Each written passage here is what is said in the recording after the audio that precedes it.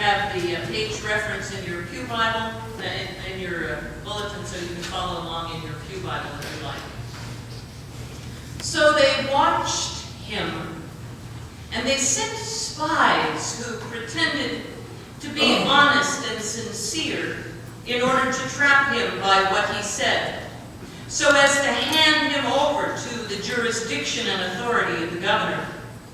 So they asked him, "Teacher, we know that you are right in what you say and teach, and you show deference to no one, but you teach the way of God in accordance with truth. Is it lawful for us to pay taxes to the emperor or not?" But Jesus perceived their craftiness and said to them, "Show me a coin.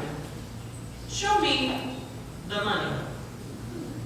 Whose head and whose title does it bear?" They said, "The emperor's." And he said to them, "Then give to the emperor the things that are the emperor's, and to God the things that are God's." They were not able in the presence of the people to trap him by what he said. And being amazed by his answer, they became silent. Thus ends the reading of the word. Thanks be to God. Jesus has already entered Jerusalem.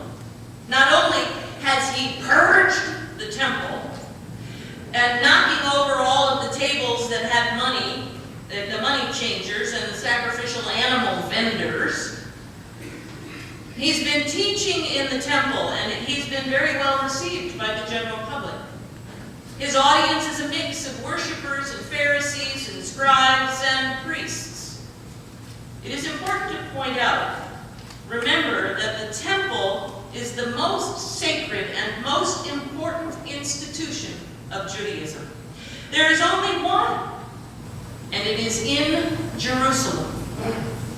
Devout Jews make long pilgrimages coming from all over the world to worship in the temple and make sacrifices to atone for their sins.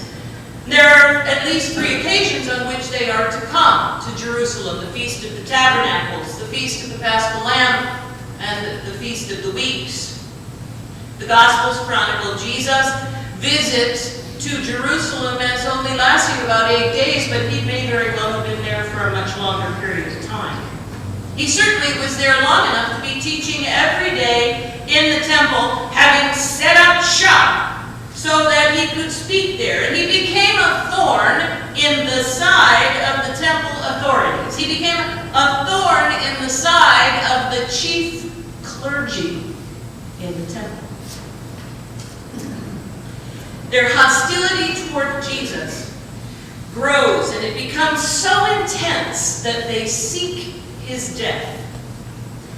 Luke suggests that the straw that broke the camel's back was when he told the parable of the tenants in the vineyard, which immediately precedes this passage.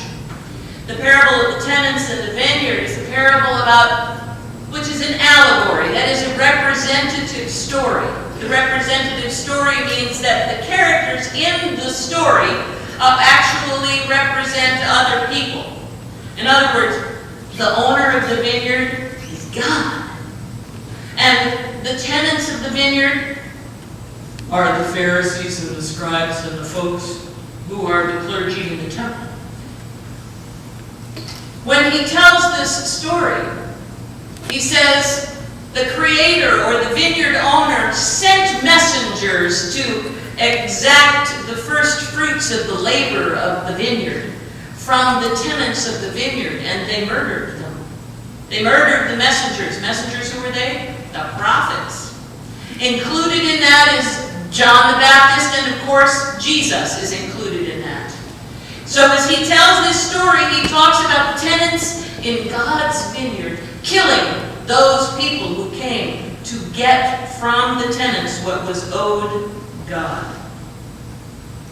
The final blow then of that parable of the vineyard is when the owner has sent the son, they've killed the son, and the final punishment the final punishment will be exacted upon the tenants of the vineyard. And the Pharisees and the scribes know that Jesus is talking about them, and they are incensed. They are so furious. So we have arrived to today's scripture now in the story. And Jesus is surrounded by an audience of both priests and people who obviously like Jesus. The clergy's intention in having the question about paying taxes to Caesar posed publicly is a carefully hatched plot.